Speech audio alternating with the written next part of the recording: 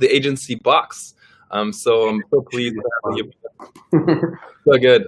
So Frankie, you're currently in Germany, Canadian by nature, and also one of those conscious beings that understands and understands the oneness of all things.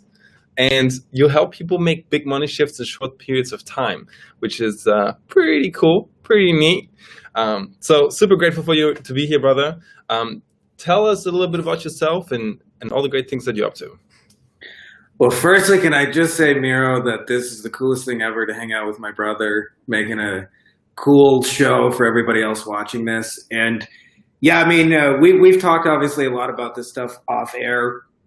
I've had a lot of unique experience, you know, like I've had the whole, as you mentioned, the ayahuasca oneness experience that is in my book. It's not very linear for people, but actually the book is very like kind of real world and practical. And it just came from the idea that when I first got started working online, it sounded so cool that you could like make money from a laptop. And when I finally kind of like broke through, which took me like 2 years, it had some like success and enough that I didn't like need a job anymore. It was really, really amazing. But the business model where you kind of like do service for other people, there's a tragic flaw in it, which is you are the product. And there's not an unlimited amount of you. And so I kept going through these cycles where I would like make a bunch of money and then I would almost build myself my own prison. Mm-hmm. And you make a bunch of money so that you can travel the world and stuff like that. But what ends up happening is you're like on the phone with clients all day long in meetings, asking you the same questions. And, you know, why am I not number one in Google yet? And all these kind of things.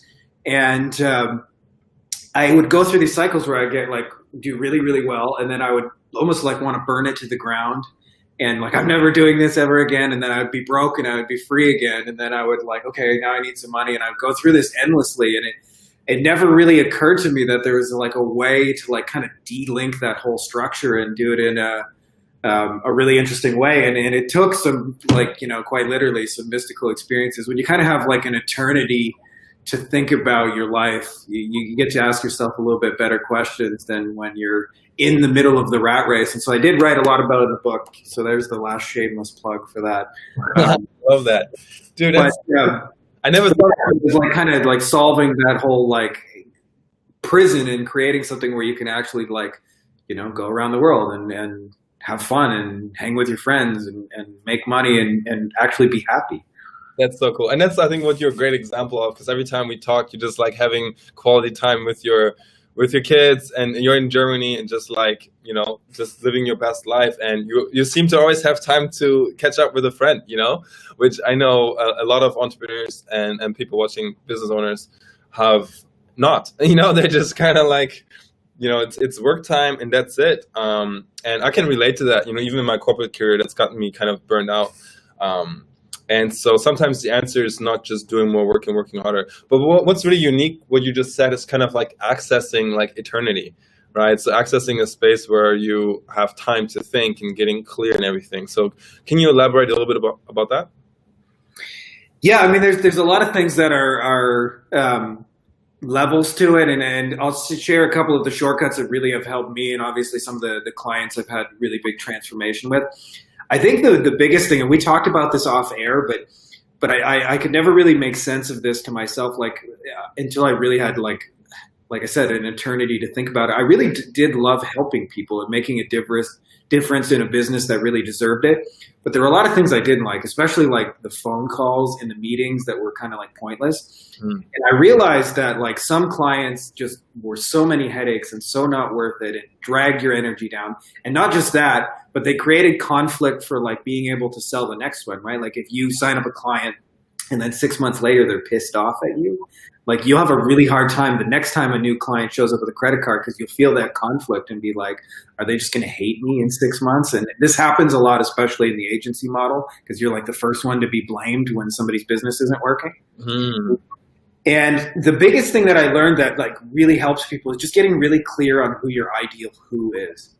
And it's never really as hard as we seem to make it.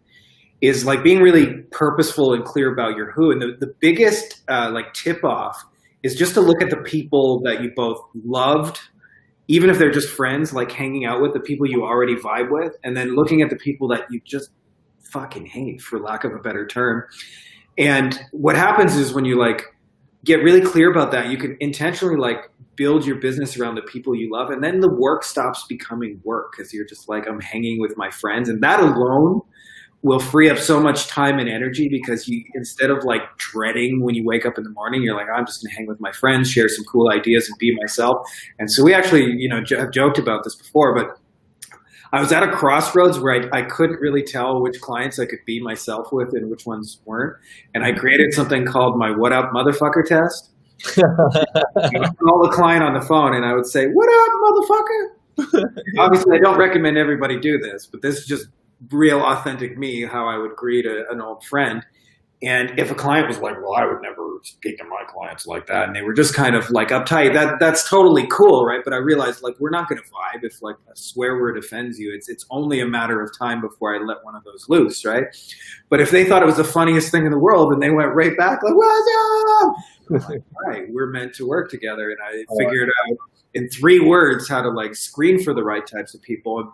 And I really think it's not the only piece, but the most important piece you can get right is just being intentionally about the people that are fun for you. And I swear like everything else gets easier from that. And a lot of times it sounds easy in principle, but what happens is like online business is really hard. And especially in the beginning when you're getting started and somebody shows up with a credit card and they're like, all right, I'm ready to do business. It's really hard to turn them away in that moment and say, well, actually, you know, I can't say what up motherfucker to you, so I don't think I should take your credit card, or I'm not sure I can help you, right? And it takes real discipline to learn how to do that and to be intentional about it. But when you do that, like the ship sails a whole lot easier. And I wish I knew that like 10 years ago. So good. There's so much value in that, man. I'm just going to add that here, the what up motherfucker test. So great. I love that. And that's also too what we just talked about offline. I think this goes to that. It's really about making business fun again, right? We talk about playing the money game and doing the infinite game and really bringing joy back and drawing the line. You know, especially healers. I have a lot of like healers and mindset coaches and really gifted people in my audience who just like have a big heart and just like love to give. But for some reason they feel that, you know, they kind of, because somebody has a problem, that they kind of owe it to them to become their healer, right? Yeah. So how would you address that? Like giving some people more permission to like let go of the energy vampires and the things that kind of like dragging them down, and really, you know, really start implementing the like motherfucker test, or really how to transition that, you know, so that they can break that pattern.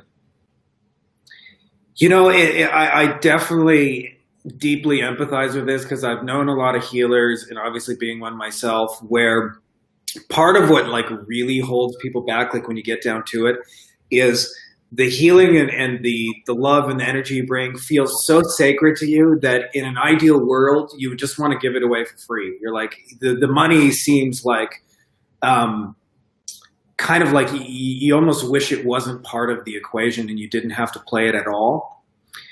And I think what gets people really, really tripped up when they get stuck in that is, like I said, when you get really clear on the who and the right person, what happens is you look at like the depth of those relationships and not just who can pay me. Because like in the beginning, a lot of times you're thinking about like when you try and merge business and spirituality, there's an element of like, I want to share my healing gifts with the world and I want to make a difference. And there's all this like deeper purpose and cause that you feel in there, just knowing you're meant for more. But then there's also like the realities of like real world and business. And you're like, I got to get paid. I got to put food on the table. I got to make rent.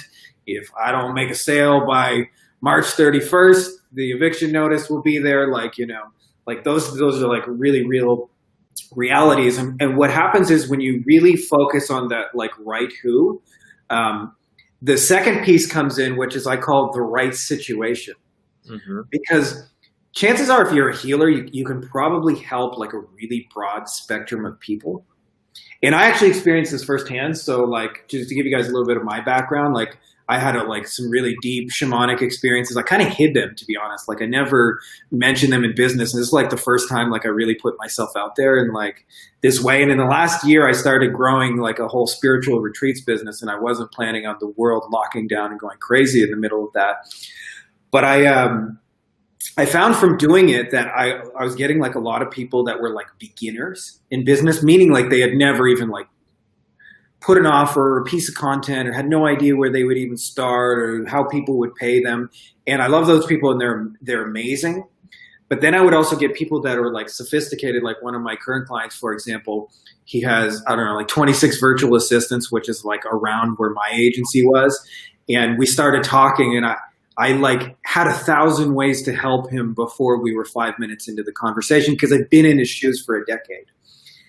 And I realized it's not really fair to try and help those people the same because like the person that, the right situation, there's more depth that you can give to that person. And so it's really, really hard because you want to like help everyone.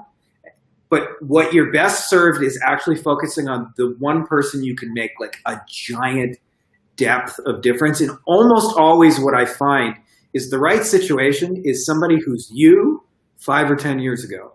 For and sure. like, and it's unconscious your ability to help them because you've been in them. So like, you know, and that can show up in a million different ways, not just business. So like, you know, for me, it's shown up in business, but if you went through a painful divorce and your ideal client shows up and is going through a painful divorce, like you're in their shoes and you understand everything that's happening before it goes on. So the combination of the right person in the right situation, like that alone is going to make it so when you put those pieces together, most of your money issues will just go away from that because what you'll find is like, you'll know you can help them, you know you're going to have fun with them, and all your no's just start to disappear. And they're like, they have the money to pay you, they're happy to pay you, they know it's going to help them, you know it's going to help them, you just get to be yourself. And then it's counterintuitive, but we want to like help everybody. So like the idea is like try and speak to as many people, but the best thing I found is actually to do the opposite and really narrow your healing gifts down to like right person, right situation. It's so key. There's so much value in that. It's actually so spot on you say that. It's almost like you have some intuitive gifts or something because no, I've been terrible at it for a decade. Because like I literally just you know, working with a mentor of mine about that and getting, you know, I thought I was pretty clear on who I'm helping and everything, but there's like so much more depth to it. Where your impact is so much felt. And it's literally what you said, you know, 3 years ago, I personally, right, I went through a divorce and like the breakdown and the spiritual awakening, all of that. And so now me entering somebody's life there, like who's been a people pleaser and like no boundaries and all that good stuff. Dude, it's like, yeah, so like in one conversation, it's just like you said, in 5 minutes, I can help them so much more than like the person. So that's super cool. So cool. And by the way, anybody watching this, if you're tuning in and you get an insight, feel free to drop a hashtag insight and just like write your one sentence insight here. So you integrate the lesson and you help the next person learn it even better as well. And if you have a question, just drop a question in all caps and what the question is. And maybe we can get Frankie to circle back and answer some questions. And by the way, too, if you're choosing to dive deeper into all of the amazing lessons with playing the money game and doing the inner work with Frankie, you know, is there any chance, Frankie, that can twist your arm to share your book with some of these people? Yeah, I'm happy actually. Anybody, like, I wrote it for like a deeper purpose because I just don't want anybody to have to go through all the crazy stuff I went through for a decade. Like, there was definitely like, you know, it's easy when you're successful and speaking on a stage of like, you know, thousands of people and your mom's really proud of you to show off those moments. But I had people who were with me when I was like a broke loser sleeping on my girlfriend's couch and, you know, the father-in-law saying, go get a real job. And then after like, I remember I actually wrote about it in the book, but like after like 6 months, somebody offered me a janitorial position. They're like, yeah, you can clean up shit in the boys' bathroom. And like when you know you're meant for more in this world, it's tough to turn that away, but you got to do that. So if you guys think you would get some insights from it, if any of this is vibing with you, I'm happy to give you a PDF copy of that. For sure. And I know too that, you know, it would really be great to put a badass review in there too, if you get some value from it, which I know Frankie knows his stuff. So that will be freaking cool as a gift. A nice little exchange there. So thank you so much for the generous offer to get first tips on your book. So I'm curious, what's next for you? And also too, what are some of the accomplishments? So you've been doing this for 10 years. You've been taking all kinds of legends and high-level business leaders on these trips and retreats and ayahuasca experiences, and you help scale people's agencies to I'm guessing infinity without having to do much more work. And so, like, what's next for you? To be honest, more of the same, which is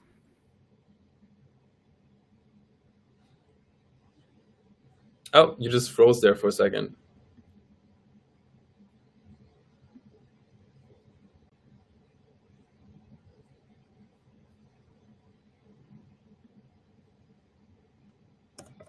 Still there, my guy? Oh no, we lost Frankie. Let's see if we can get him back. Frankie.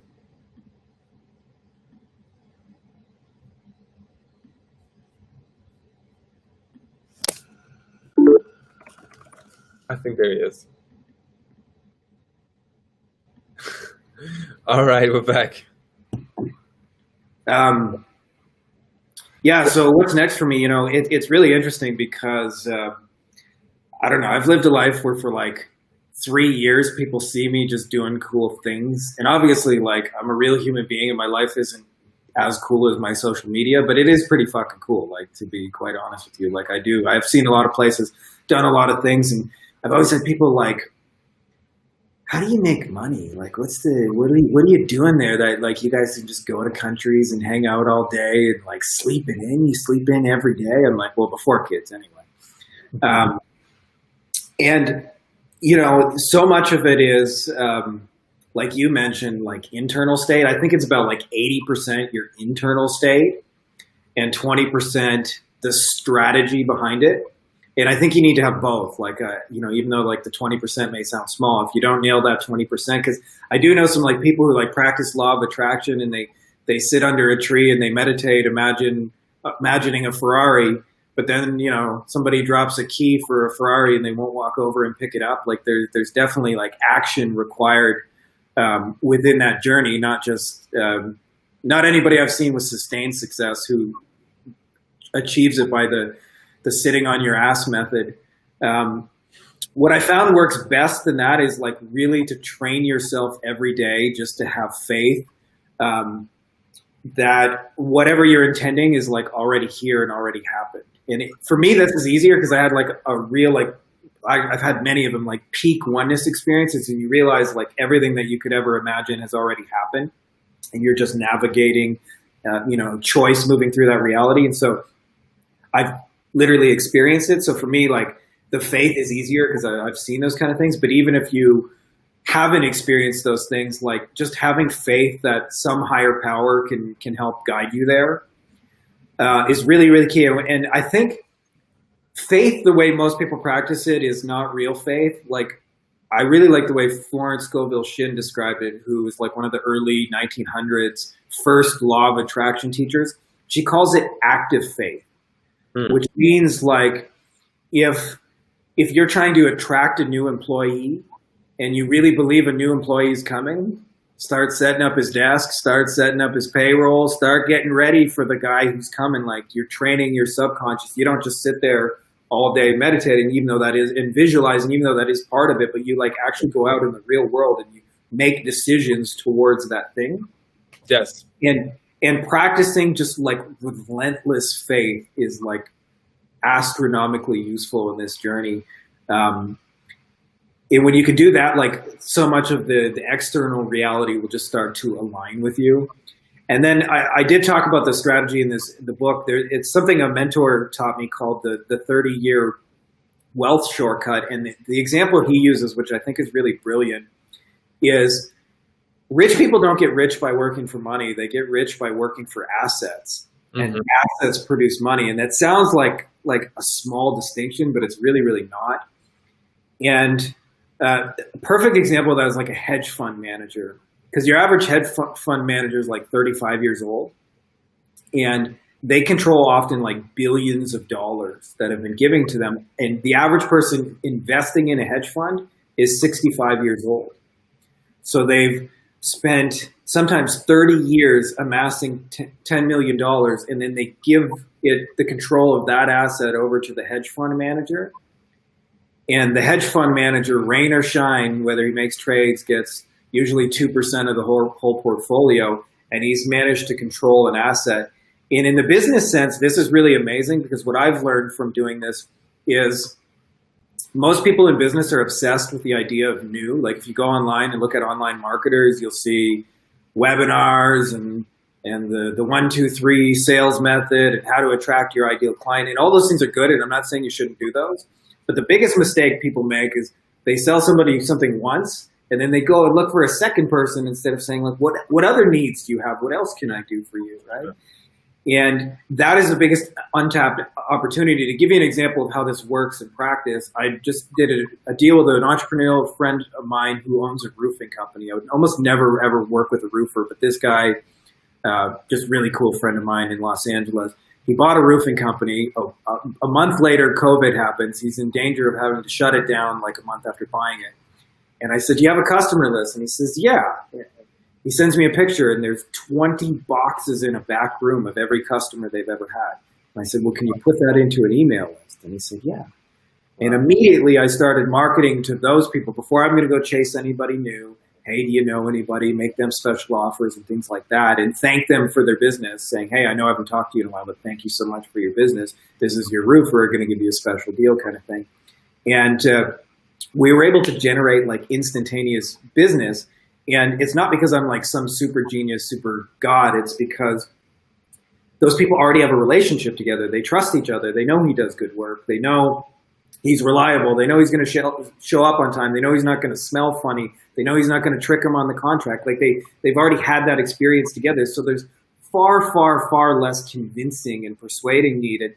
And so if I was like most people, they would like show up and like work really, really hard to try and get like new people off of Facebook or Google and whatever. And I'm not saying don't do those things, but the strategic part is like, hey, you can get control of those assets and like really skyrocket somebody's success and get a huge slice of that on your own. And it's just knowing that that's the leverage point and that their focus is elsewhere.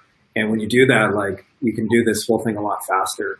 And you can like, it's pretty amazing to me. Like in the last month, I've got like 100,000 person buyers list turned over to me that would probably take me like 5 years to grow that on my own. But, you know, just willingly turn them over because they don't know how to monetize them and don't even know what they would do. So I would say those are the two pieces, the active faith and then like the right strategy of working for assets instead of money. And when you do that, like assets start to accumulate a lot faster than money. And if you do it right, you can set it up so assets pay you passively. And when you do that, like then it's a lot more fun because you start at the beginning of the month with money already there before you do anything. And you can just live your purpose, whatever that is for you, and make a difference in how you want to make it. So key, man. There's so much good nuggets in there. The acting on faith is so key. You know, I know a friend of mine who wanted to move to America and scale her business and everything. She, she didn't have the money for the ticket because like her clients fell through and everything. But she still packed her bags. She still packed her bags and still got everything ready.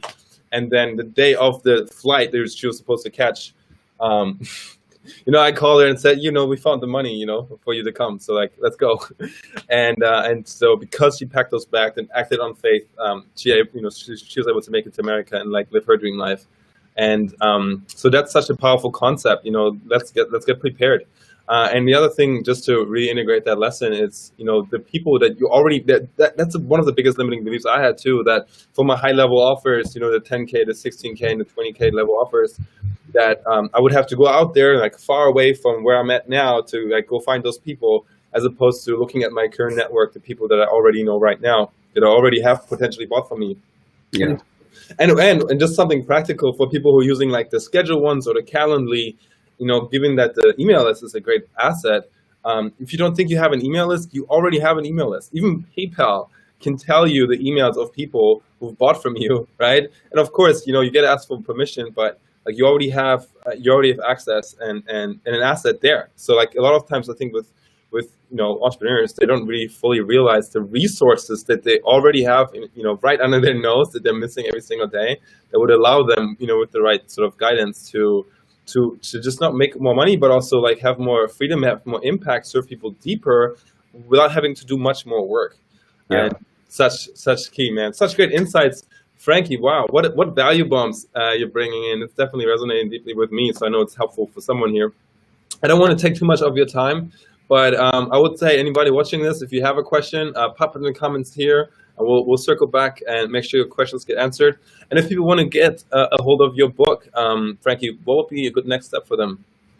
Can I send you a link and we can just post it below the live, and then anybody who wants it can just grab it. No opt-in, no anything like that. If you think it'll help you, grab it and read it and use it. You know, I guarantee you, if you're in a space where you work with people, either like in a capacity of running ads for them or whatever, you will definitely get. You know, I like to say it this way. For 99% of the world, it's probably not that interesting of a book. But if you're 1% of those people that like run ads for people and that's your business model and you do like a high-end service, like it's a life-changing book and you have to read it. Boom, boom, boom. Thank you so much, brother. Looking forward to having you back for more epic chats, and definitely we'll take away the what up motherfucker test to work with those ideal clients where we can be authentically ourselves without having to sacrifice our values. And dude, great to have you. I will let you go and be a dad and have a wonderful night. Big thank you. Thank you, brother. I'm going to send you that link too. So everybody wants it, grab it. Grab it. It's highly recommended. Get it. Peace.